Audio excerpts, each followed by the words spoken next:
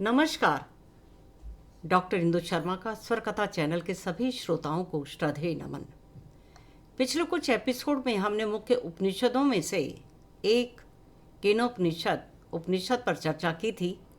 आने वाले कुछ एपिसोड में हम कुछ और महत्वपूर्ण उपनिषदों पर विचार करेंगे। इससे पूर्व हम आज की चर्चा आरंभ करें, आप सभी से पुनः नम्र निवेदन है कि यदि आपने अभी तक हमारे चैनल को सब्सक्राइब नहीं किया तो अवश्य कर दें, जिससे आपको सनातन धर्म से संबंधित यह जानकारी अविरल प्राप्त होती रहे। तो आइए, आज की चर्चा का विषय कंठोपनिषद। यह भी प्रधान उपनिषदों में से एक महत्वपूर्ण उपनिषद है। कंठ उपनिषद या कंठोपनिषद कृष्ण यजुर्वेदीय शाखा के अंतर्गत एक उपनिषद है। कंठ नाम पाणिनि के अष्टाध्यायी में प्राप्त होता है। एक मुनि विशेष का नाम कंठ था। ये वेद की कंठ शाखा के प्रवर्तक थे। पतंजलि के महाभाष्य के अनुसार कंठ वैशंपायन के शिष्य थे। यह उपनिषद आत्मविषयक आख्यायिकी का अर्थात आत्मकथात्मक कथा से आरंभ होती है। इस उपनिषद में यमराज और नचिकेता के प्रश्नोत्तर के द्वारा आत्मा के गूढ़ रहस्यों को समझाया गया है तथा एक पुत्र की अपने पिता के लिए समर्पण और भक्ति को कथानक के माध्यम से चित्रित किया गया है। नचिकेता के पिता ऋषि उद्दालक जग में प्रतिष्ठा पाने के लिए एक ऐसे यज्ञ का आयोजन करते हैं जिसमें याचक अपनी संपूर्ण संपत्ति का दान कर देता है। यही इस यज्ञ का नियम है।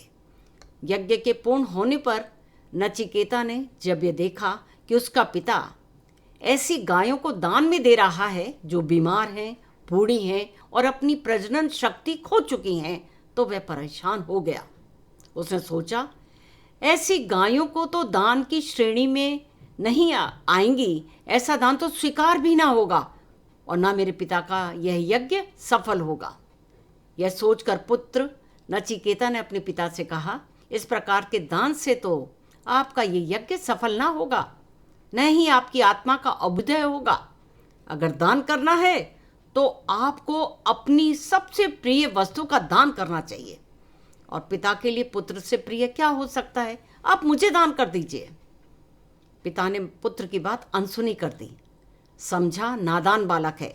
जब नचिकेता ने देखा कि उसका पिता उद्दालक उसकी बात पर ध्यान नहीं दे रहा, तो उसी प्रश्न को उसने कई बार दोहराया, मुझे किसे दोगे? तब क्रोधित होकर पिता ने कहा, जा, तुझे मृत्यु को दान में देता हूं।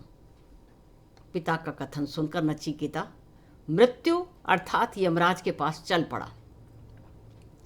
यमराज अपने निवास स्थान पर नहीं थे। 3 दिन तक वह भूखा प्यासा यमराज के द्वार पर बैठा उनकी प्रतीक्षा करता रहा। 3 दिन के बाद जब यम लौट कर आते हैं तो यमराज ने नचिकेता के पास पहुंचकर अपनी अनुपस्थिति के लिए क्षमा मांगी और 3 दिन तक प्रतीक्षा के एवज में नचिकेता से 3 वरदान मांगने को कहा। नचिकेता तब यमराज से 3 वर मांगता है।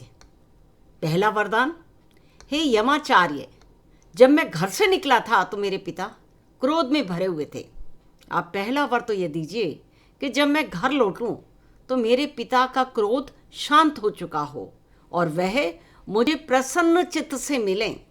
मेरे पिता मुझसे प्रेम पूर्वक व्यवहार करें और अपनी शेष आयु में उन्हें किसी भी प्रकार की कोई चिंता ना सताए, वह सुख से अपना जीवन व्यतीत करें।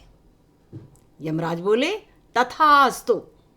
दूसरा वरदान, हे मृत्यु के देवता, आप मुझे स्वर्ग के साधनभूत उस अग्नि यज्ञ को प्रदान करें जिसके द्वारा स्वर्गलोक को प्राप्त हुए पुरुष अमरत्व को प्राप्त करते हैं। यमराज ने नचिकेता को उपदेश देते हुए कहा, स्वर्गलोक को प्राप्त कराने वाली यह विद्या अत्यंत गोपनीय है। तदुपरांत यमराज ने नचिकेता को समझाया कि ऐसा यज्ञ करने के लिए किस प्रकार की विधि बनानी चाहिए और यज्ञ किस विधि से किया जाए तथा कौन कौन से मंत्र उसमें बोले जाएं। और तीसरा वरदान नचिकेता ने मांगा, हे मृत्युदेव, मनुष्य के मृत हो जाने पर क्या आत्मा का अस्तित्व रहता है? आप मुझे बताएं कि मृत्यु के पश्चात आत्मा क्या होती है। नचिकेता के तीसरे वरदान को सुनकर यमराज ने उसे समझाया कि यह विषय अत्यंत गूढ़ है। इसके बदले उसे समस्त विश्व की संपदा और साम्राज्य तक दे सकते हैं। और भी कई प्रकार के प्रलोभन दिए, परंतु नचिकेत किसी भी प्रकार के रूप में यमराज के प्रलोभन में नहीं आया और उसने अपने मांगे हुए वरदान पर अड़ा रहा। तो यमराज ने बताया, प्रिय नचिकेता, ओम ही वह परमपद है, वही अक्षर ब्रह्म है। इस अक्षर ब्रह्म को जानना ही आत्मज्ञान है। साधक अपनी आत्मा से साक्षात करके ही इसे जान पाता है, क्योंकि आत्मा ही ब्रह्म को जानने का प्रमुख आधार है। एक साधक मानव शरीर में स्थित इस आत्मा को ही जानने का प्रयत्न करता है। आत्मा ना तो उत्पन्न होती है, ना मृत्यु को प्राप्त होती है। यह आत्मा ना तो किसी अन्य के द्वारा जन्म लेती है और ना कोई इससे उत्पन्न होता है। यह आत्मा अजन्मा, नित्य, शाश्वत और क्षय तथा वृद्धि से रहित है। शरीर के नष्ट होने पर भी यह आत्मा विनष्ट नहीं होती। हे नचिकेता, तेरे मांगे गए 3 वरदानों के अतिरिक्त मैं तुझे एक और वरदान अपनी ओर से देता हूं। मेरे द्वारा कही गई यह अग्नि विद्या आज से तुम्हारे नाम से ही जानी जाएगी। तुम अनेक रूपों वाली ज्ञान तत्वमयी इस माला को स्वीकार करो। नचिकेता को दिव्य अग्नि विद्या प्राप्त हुई, इसलिए उस विद्या का नाम नचिकेत अग्नि अर्थात लिप्त ना होने वाली विद्या पड़ा। और ऐसी विद्या को जानकर नचिकेता बंधन मुक्त होकर मोक्ष को प्राप्त हो गया। तो बंधुओं, आज बस इतना ही। अगले एपिसोड में एक और उपनिषद पर चर्चा करूंगी। तब तक के लिए आज्ञा दीजिए। और आप सभी का स्वर कथा चैनल से जुड़े रहने के लिए अतिशय धन्यवाद। और आप सभी का सहयोग हमें प्राप्त होगा तो यह चैनल दिन रात दुगनी चौगनी उन्नति करते हुए सनातन धर्म की इस अविरल धारा को प्रवाहित करता हुआ आगे बढ़ेगा। पुनः आपका फिर से एक बार श्रद्धेय नमन करती हूँ। धन्यवाद।